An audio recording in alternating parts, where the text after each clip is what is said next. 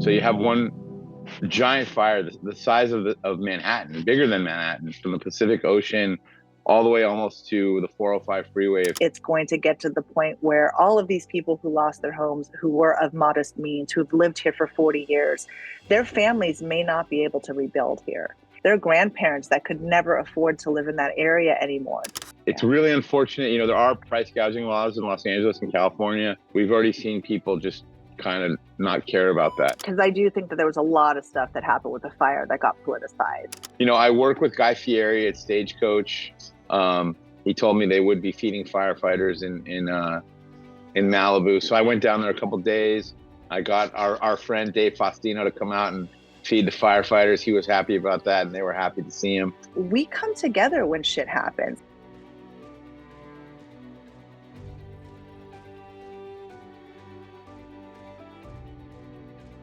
Welcome to 90who10. We are starting the new year, just Dan and I, and we wanted to just come on and say hi to everybody because it's been a bit.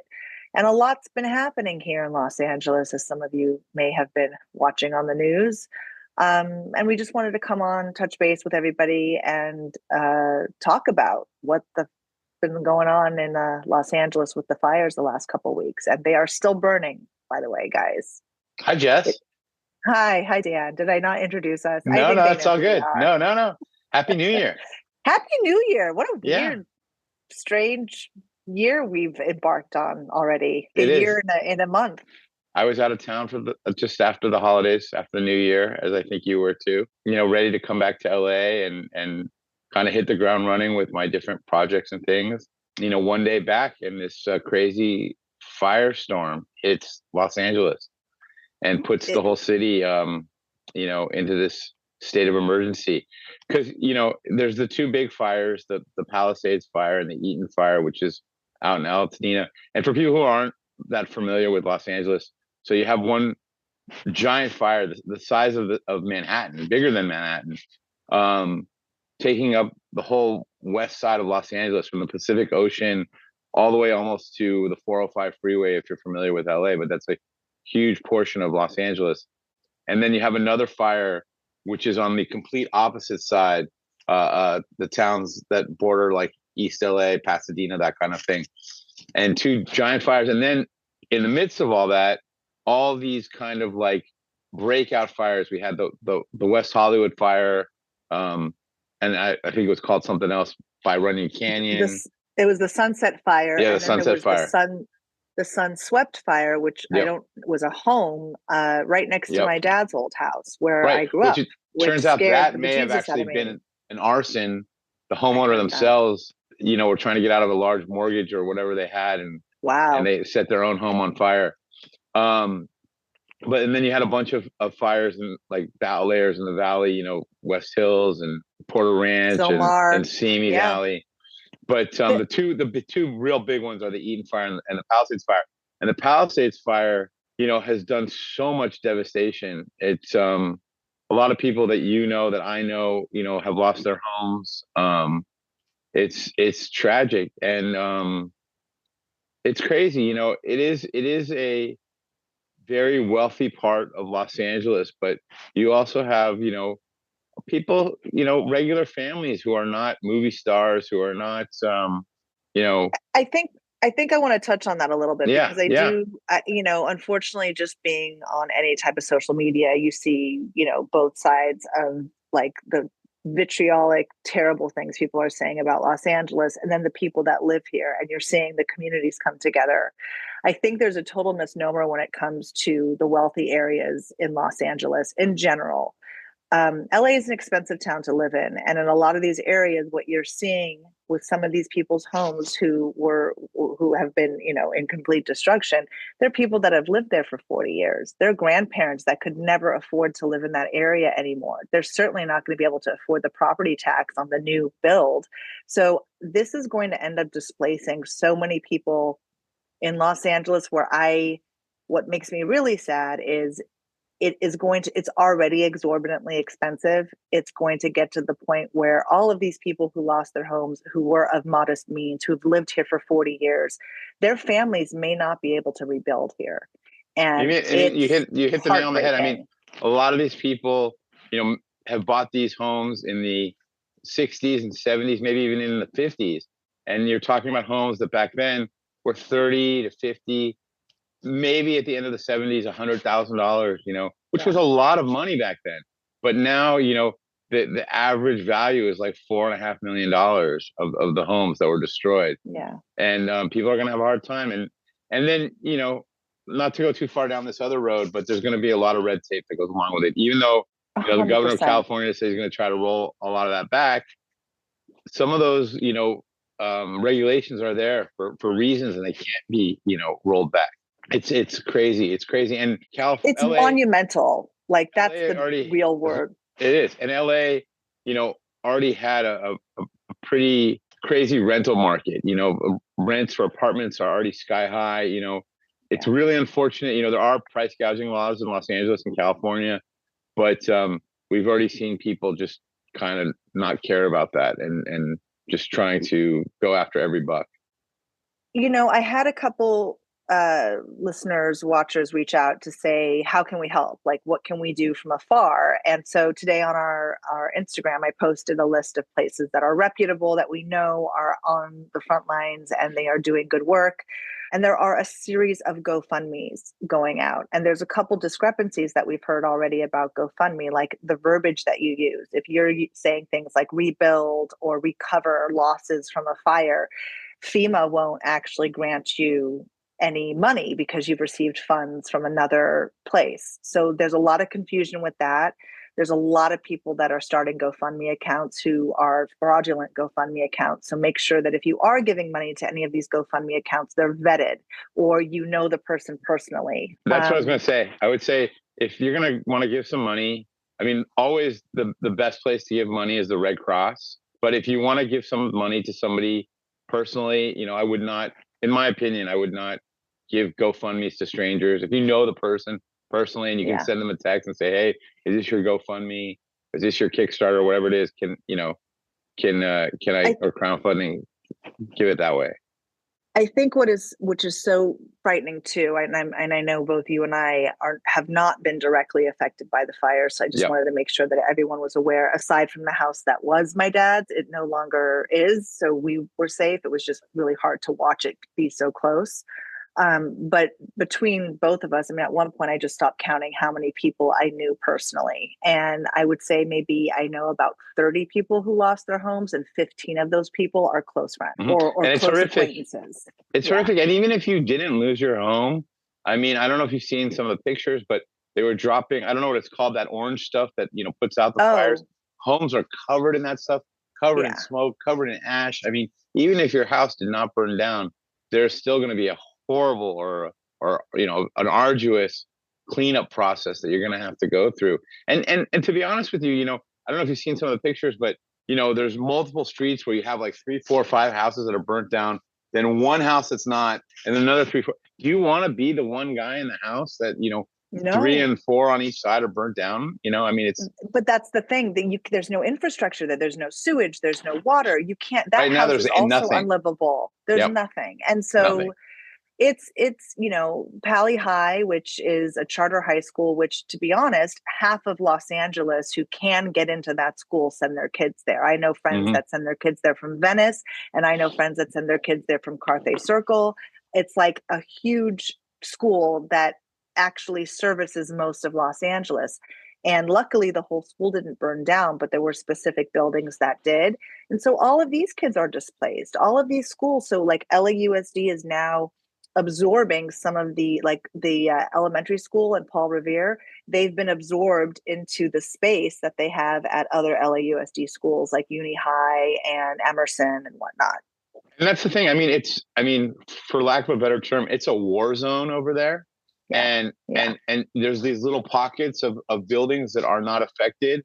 But I mean, you're going to send your kid to school in the middle of a war zone just because this little pocket is not affected, and that's the other thing too. Well, the air quality alone. You just hit the nail on the head. The air quality, and not even so much from the smoke, but there's all these other carcinogens and toxins and plastics that were, let's be real, half of these homes were built in the 50s and 60s. So, like, there's asbestos that Oh is yeah. still floating around the air. So, they're Oh even yeah. telling people that don't live near these areas that we should be wearing N95 masks, not even these ones. Like, these ones don't cut it, they just Yeah. help.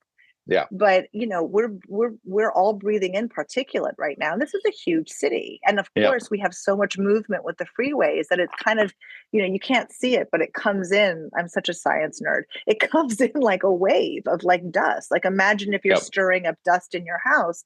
That's the freeways. That's what the freeways do with all of the schmutz that's all over the city. And it's It's gonna be, it's gonna be a long, long road. I mean, 5 to 20 years we're talking about. you know, I don't know if you saw it on Fox News, not that I watch Fox News often, but I saw the clip of Brandon Williams, who was actually on his roof fighting fires. It Yeah. was pretty intense. And I know that there were a lot of people that kind of in their own communities took it upon themselves to help save their own homes and other Sure. people's homes. I mean, Sure. here's the thing, what I don't think people understand about LA. Yes, there's so much here that is based in entertainment and luxury and glamour. We get that. That's what most people see. But it takes a whole other level of working class people to make all of that happen. And that's who lives here. That's who lives in Los Angeles. It's not just like stars and celebrities, it's all the people that make that happen. And we come together when shit happens. Like, we're old enough. Dan, I was actually with you. I don't know if you remember this, but you and I were probably like smoking a joint somewhere when the riots broke out. Mm-hmm. And you Yeah. dropped me off at home, and then everyone that could went down to Palm Springs. The riots and the 94 earthquake happened 2 years apart. Mm-hmm. And both of those were devastating to Los Angeles in different parts and in different ways. And each time we do see LA come together to help each other out in those types of times. This, you can't even volunteer without getting on a list. I mean, there you can, but like, people are out and about and trying to pull their weight in any capacity. And like, that's what makes me love this city. And you said a lot there. And you did some volunteering. I did some volunteering. We'll get into that. But the devastation, this is huge though. I mean, the riots, the earthquake, this is bigger than both of those. I don't know if you know that or not. Huge. I mean, the amount of land that was burned and homes and structures. I mean, it's just unbelievable. I did have the opportunity to volunteer. I work with Guy Fieri at Stagecoach at the music festival. He has his foundation that whenever there's a disaster like this, he'll send out his team. So I had a feeling they'd be coming here. I reached out to him. He told me they would be feeding firefighters in Malibu. So I went down there a couple of days. I got our friend Dave Faustino to come out and feed the firefighters. He was happy about that, and they were happy to see him. But I was down there prepping and cooking and grilling chicken and feeding firefighters, and it was a great experience, and I was happy to do it. And I'm back at work now, but I'll have a couple of days off next week, and if they're still down there, I'll probably go back down and do it again. These guys that have been out there, I mean, we have firefighters from all over the state, as well as Canada, as well as Mexico. I mean, these guys have all just been the most amazing heroes in all of this. And honestly, those pilots, holy crap. I mean, the kind of precision, and it was almost like watching, I think I was getting excited while watching them do these dumps, because you would see how preciseful they were in like targeting the water and stuff like that, and you'd see like whole strips of fire go out.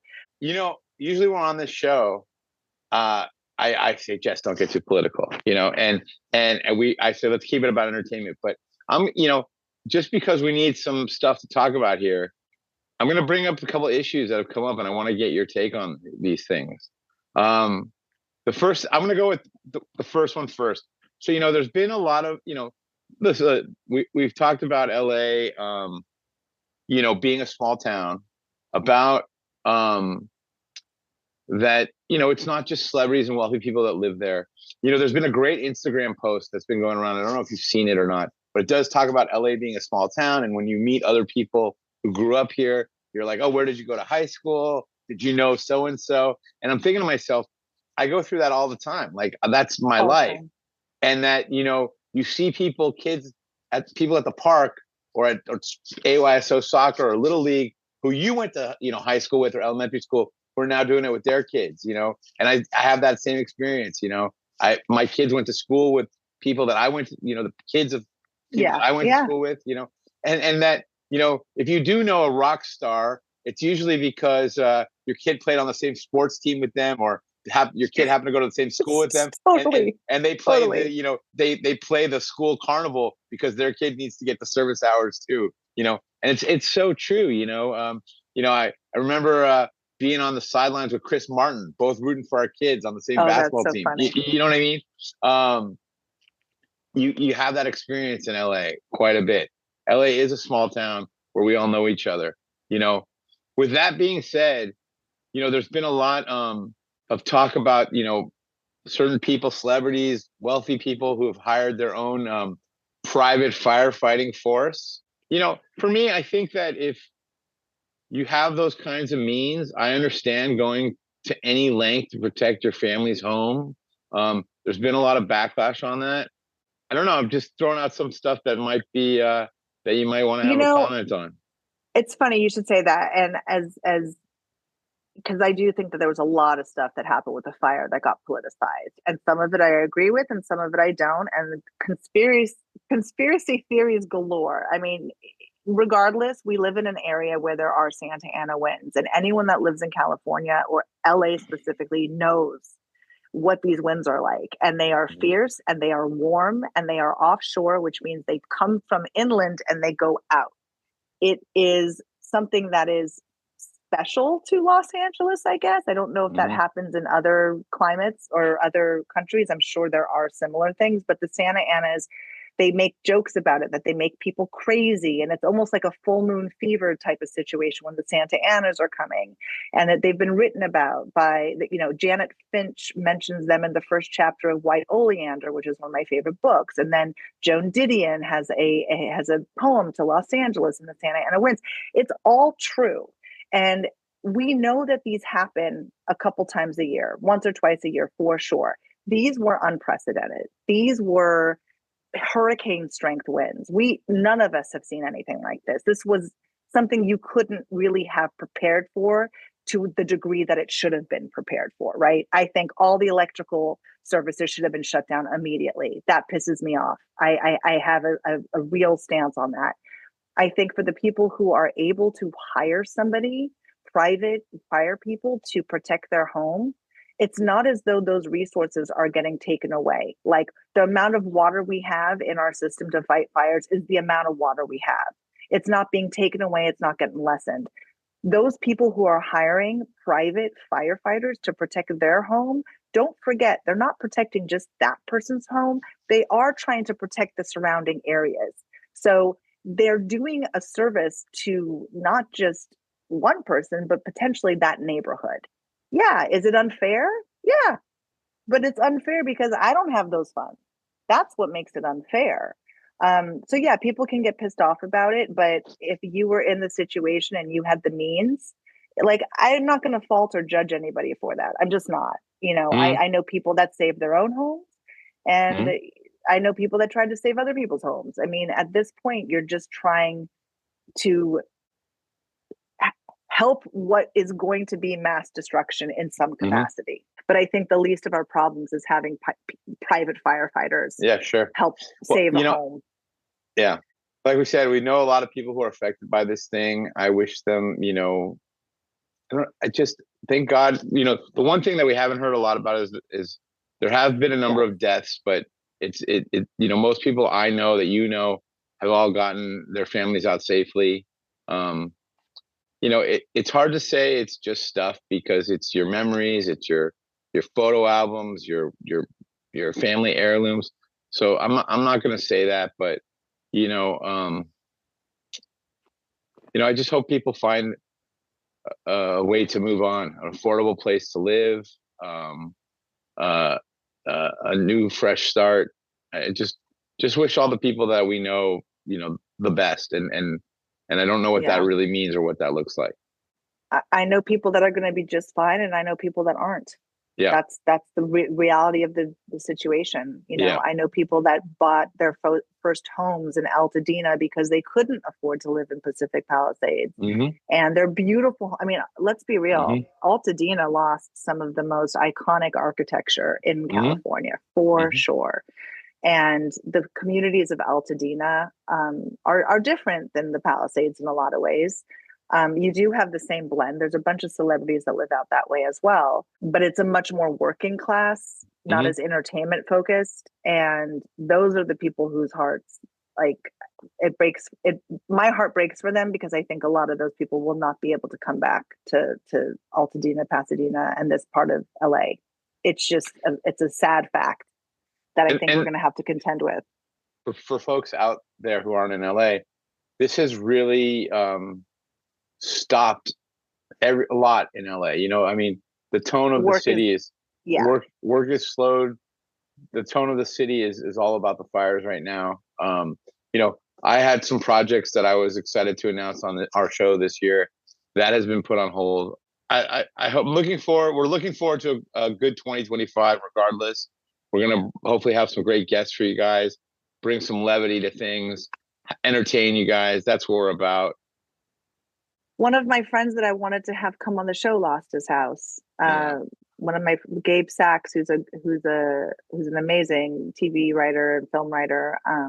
He lost his house. I was talking to him the day of, and I just like right now, any email I send to anyone is like, I hope you're safe. I hope you're okay, because it's so funny. Yeah, there's so much guilt right now too, because you don't know what someone's going to say. Honestly. Well, and that's the thing. I mean, I don't know if guilt's the right word, but like, I have guilt. I've reached out to somebody about a project that I'm working on, and you want to be sensitive to the situation. You don't know where people live. You don't want to hit somebody up and say, hey, I'm working on this project. Can you help me out? And they're like, hey, I lost my everything. Right. So you just start out with, I hope you're safe. I hope your family's okay. But you're trying to navigate the situation kind of a thing. Well, this is why I'm going to Sundance, is so that I can breathe some fresh air, and I'm not as scared to ask people how they're doing. Well, I'm excited that you're going to Sundance. Terrible. And I hope you have a great. Terrible. Yeah. Back to my insensitive self. No, I'm excited. I've gone to Sundance a couple times, and this one, I'm actually, as we talk about Los Angeles, I reconnected with a dear friend who I went to summer camp with. And so we will be meeting up in Sundance. And there's some great films that are going to be premiered there. There's a Selena documentary that I'm supposed to go see, Jeff Buckley documentary, which we're desperately trying to get into. There's a Questlove, produced Sly and the Family Stone documentary. So there's some cool stuff happening. I'm excited. It is fun. I'm glad I work in an arena where I get to do stuff like that. That's happening. And then, let's talk about the holidays, because right before the holidays happened, I went to the Beverly Hills 1994 class reunion. How was that? Weird. It was actually really fun. John Weinbach came, so we had a couple guests, obviously, that I went to. They were in my class, but it was kind of there was a lot of people from like certain elementary schools that showed up in droves, like Beverly Vista, very well, what's the word when people attended? Represented, thank you. But it was a small showing for sure. Yeah. It was pretty casual. It was, as I've said before, and I think we can say with most of the people that have come on from my year, we had a weird year. Yeah. Like, it was very disjointed. We weren't as solid as like 92, 93. I feel like after you guys, it kind of just all like fizzled. Like there wasn't like a big class, like group of spirit, Yeah. I mean, for crying out loud, our school, what was your senior mascot? Bart Simpson. Okay, that tracks. Ours was Fat Albert. And like, how 94 is that Bill Cosby was? That's funny. It's just, but like, it was so weird. Like, just our whole class was weird, but I saw some people that I hadn't seen in a long time. I definitely had forgotten some people who I must have been friends with at once upon a time. So it was interesting. Like it was. What was fun for me over the holidays was I ran into a few people that I knew from high school, and even a couple that I didn't know who were like, "Oh, I'm totally, I love the show. I listened to the show." So that made me really happy. I was nervous about that, and there were two things. One, again, my class is very apathetic. Somebody mentioned the podcast, and then another person was like, "Wait, what? You have a podcast?" I'm like, "How do you not know this by now?" That's funny. But no, there was a couple of people that came up to me and said that they really were enjoying it, and it was making them relive, all these memories. Yeah. And it's just fun and goofy to talk about all this stuff. So yeah, the reunion was great. I just want to give a quick shout out to Ronnie Cosmo, who did put the whole thing together. And I think if it wasn't for her, I probably wouldn't have gone. She's just a stellar human. And she put a very lovely event together. So it was nice. It was nice to see people. Honestly, I walked into the room, I'm like, who the fuck are all these old people? And you know what I mean? You're still envisioning people how you left them. Of course. Yeah. And there are definitely some people that are unrecognizable, which was like a trip. I think that happens to everybody when they go to the reunion. Yeah. That's not unique to Beverly Hills. Totally. Well, that's what I meant. It was just like you forget, it seems like yesterday to us, but this is your 30 year? So long ago. Yeah. Did you go to the other two? Hell no. Okay. Yeah. No. I didn't need to see. I've seen most of these people. I actually realized when people were going, who do you keep in touch with? Because of this, but also just in general, Instagram, you can keep in touch with people now. Instagram, Facebook. Yeah. I did actually see a couple girlfriends who did not go to the reunion. They came over 2 days before the fires started, so I got to see some friends from that we were all friends, class of '94 girls, which was nice. But yeah, other than that, it's we were up in Mammoth at the same time. Got a little skiing. I did not see you. But I was on the kids' schedule. Yeah, I get it. Yeah, you were on the girlfriend schedule. I was on the kids' schedule. Yeah. It was a whole different ball game. You were having fun and you had flexibility. We were, trying to herd cats for a week. But it was nice. We got a nice dump right before we left. Yeah, it was a really nice dump. Yeah. But no snow in the forecast. No. Maybe we're getting some rain next week. I don't know. Oh, that's the other thing with the fires. Let's just go back to that for 2 seconds. Yeah, sure.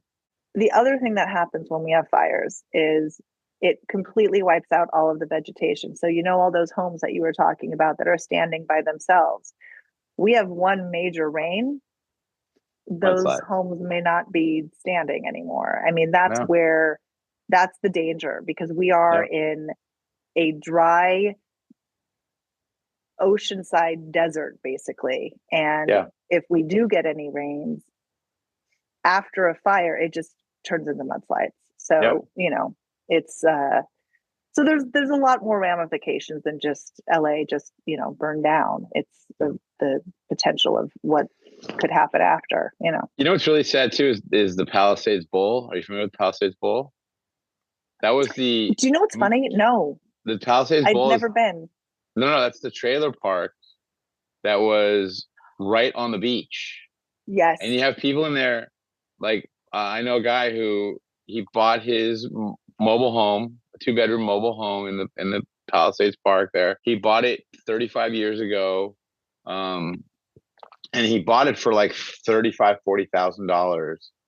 And when he moved in there, his rent was $500 a month. He was paying $1,500 a month rent right now. But this is a mobile home park right on the water. I mean, right on the beach. Beautiful. And again, one of the most upscale neighborhoods in Los Angeles. He got a check from the insurance company for $160,000 for his mobile home and $50,000 for his personal belongings. And $210,000. And how do you rebuild in Los Angeles right now with that? I mean, it's impossible. Yeah. This is a real travesty, and it's going to have ramifications, not just for people that live in Los Angeles, but for our state, for the entertainment industry. I mean, there's a lot of of unknowns that I think. I said 5 years till you see significant change, but it could be up to 20 years till, Well, we have the Olympics that we're supposed to be hosting in 2028. We do. So, and now housing is at a all-time, high shortage. Unbelievable housing shortage going on now. I hate to say this, but I'm not going to lie. I have these fantasies in my head of just like pulling the ripcord and moving to another state. I could never do it. I know we all do that. I know I could. You put me Everybody somewhere out in nature. This is my city. I love it. As much as it pisses me off at times, it's funny. People are pulling together and donating and doing, but I feel like the driving has gotten so much worse. People are such assholes. They cut you off. They won't let you in. It's horrible. They don't know how to drive. It's terrible. But this is my city. Everybody I know is here. Everybody I love is here. All possibilities for me to work or make any money are here. I just could never leave. LA is my home and it will always be my home. I'm a true Angeleno. What are you saying? Yeah. Dare you even think about leaving? Yeah, I could never leave. I have aspirations in my head. What it really is, I want to be somewhere where I can just be in a wide open space. Like if I go anywhere, it would be I wouldn't move to another city. LA is my city. But if I was going to move, I could move to like not a small town, but like a smaller, like, Utah. Smaller, and I know my liberal self might not survive in this. You wouldn't. Have you ever been through a small town? Yeah. In the summer of '98, I spent the summer in New York for a whole summer, and I was taking a program there, and a guy looked at me and goes, "You scream LA." And he didn't mean it as a compliment, but I said thank you. Because I'm born and bred, I always wanted to live in New York. That was my dream. I wanted to be a New Yorker. I was in like New York or London. And when I lived in New York for 3 months when I was 30, because I started the West Coast office of a company. So I was there for 3 months. I could not wait to get back to LA. I missed my car. I missed having my shit in my car. Like when you go out and you're working in New York, you have to bring all your shit with you. And that is not fun. Like I did not like that. I did not like having a backpack with me. The thought of getting on the subway in the morning at like 8:30 in the morning, there's people accosting me. No, absolutely. Hell no. I need like a nice long commute where I can like drink my coffee. That's it. Yeah, that 20 minutes you spend in your car is like a therapy session. Bad. Yeah, totally. I listen to my podcast now. I wish you the best, safest, most fun time in Sundance. Thank you. Listen, we're gonna start scheduling these guests. We're gonna do some shows coming up here. We just wanted to get on and talk about why things were a little delayed. But we're gonna have a good 2025 regardless of these fires. We're here, so stay tuned. We're not going anywhere, even if you have to hear us talk to each other. We'll do another something. It is a little bit weird out here, so please take note. If you can donate or would like to donate to any of the organizations that we posted, please do. They are all reputable. And actually, I am trying to see if we can get one of the founders of Baby to Baby on our podcast, Nora Weinstein. This is a shout out to you. I would love it if you would go on. So that I definitely know is one of the most wonderful organizations to donate to. They do amazing work across the country, but specifically right now, they are doing some great work for people who have had to evacuate and have lost their homes in the fires. So on that note, we will wrap this up. Say thank you for sticking with us and tuning in. Big shout out to Vicki Bushman. I have your calendar in my office, and she sent me a lovely pair of socks. Awesome. I love Vicki. I have a package from her that I have to go pick up. It's at my mailbox. They're probably socks. I love it. She's the best. Awesome. So thank you to everybody for following us and enjoying. Don't forget to like and subscribe. Tell your friends. We will keep you posted and have a great new year. Yeah, we hope you're staying safe.